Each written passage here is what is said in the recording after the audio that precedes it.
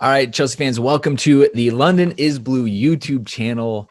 This is a clip from the full episode we did with at Chelsea Youth Phil covering the U18 team, the dev squad, and we even touched on the loan arm. Again, this is just a clip, full podcast you can get on Apple Podcasts, Stitcher, Spotify, wherever you get your podcast. Check it out. And if you like the video, subscribe, like, and leave a comment. Thank you. Until next time, Chelsea fans, keep the blue flag flying high.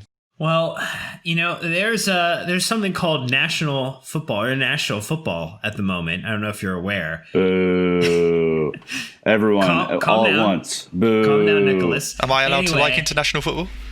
I'm actually No. You absolutely. You are allowed to like it. You're allowed to love it. But we wanted to bring it up because I think you had a really great message on social media this past week, Phil, heading into the international break, where you talked about the fact that 17 Chelsea Academy players have been called up by England seniors to the 18s this week, with a further 6 former Academy members also called to, leading the way as always. And I think maybe just starting to kind of kick it over to you with the framing of how much Chelsea DNA is there going to be in this Chelsea, in the England setup now and for the years to come, based upon what's there today?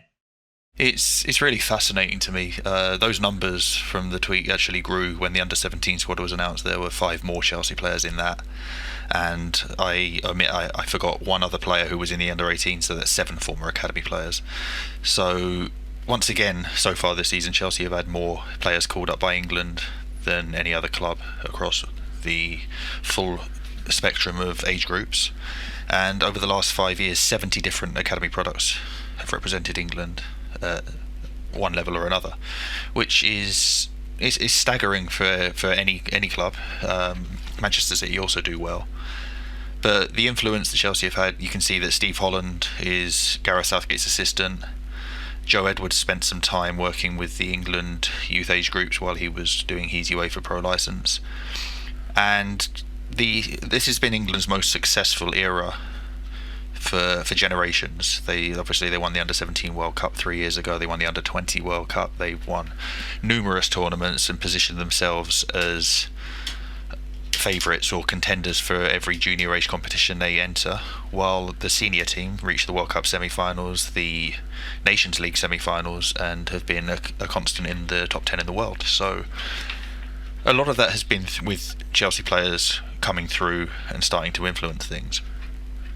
Naturally, you'll have some sort of relationship that fosters a community and an understanding on the pitch. So whether that's Mason Mount and Declan Rice playing in the same midfield. Now, Rice obviously left Chelsea at 14, but those relationships and friendships stay around for a long time, whether that's a Hudson-Odoi and an Abraham, or a Reece James and a centre-half partner.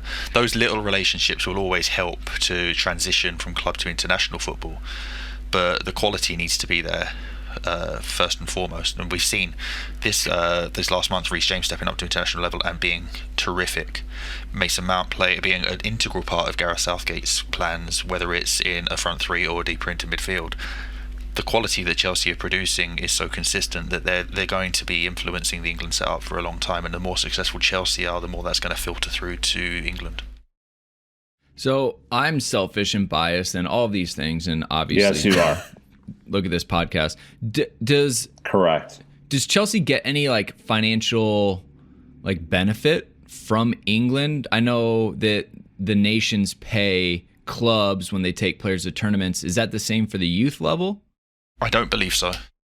I mean, I guess that kind of makes sense, but so it's just a national badge of pride, more or less. It is, and also Chelsea are one of the clubs that really have a strong relationship with the FA, and while some clubs may be reluctant to allow their players to be called up for friendly squads or international camps, Chelsea, wherever possible, will allow their players to go because they think that international representation and developing yourself away from Chelsea, playing with the cream of the crop from other clubs, and playing in international competition against high-end opponents of the same age group can only benefit your development. And we've seen that time and again over the years. The guys who are playing for England now have been challenged at every single level, from under 16, 17, 18, 19, 20, 21. And it's even more of a factor when you consider that England have the England DNA program, which is essentially get the guys into St George's Park early, make them feel familiar in their surroundings, high quality footballers who come through, play at all the age groups, and so when they end up in the senior squad, they don't feel out of place. They feel comfortable. They can shine and show their quality. So someone like Jude Bellingham, who's still only 17, got a late call up to the England squad when James Ward-Prowse pulled out last week, and there was a little bit of commotion of why is he being called up and why is James Maddison not in the squad, for example. And that's partially to do with the fact that Bellingham, tender as he is, has represented England at 3 different age groups already. And when you have more Chelsea players doing that than anyone else, then it's a badge of honour for the academy. So last thing, and then we'll get into the dev squad, is Phil, I appreciate all that Chelsea's done for the England national team. I just want to know how many American national team players has Chelsea produced. That's all I'm saying. Like, Ethan Wade's there. I'm waiting on it. Like, Phil. How many have we produced? There may be one. There may be 1 or 2 on the way. Hey, as long as we keep Christian Pulisic healthy and firing all cylinders, I think Americans are going to be happy with what Chelsea Football Club is doing for our men's national team.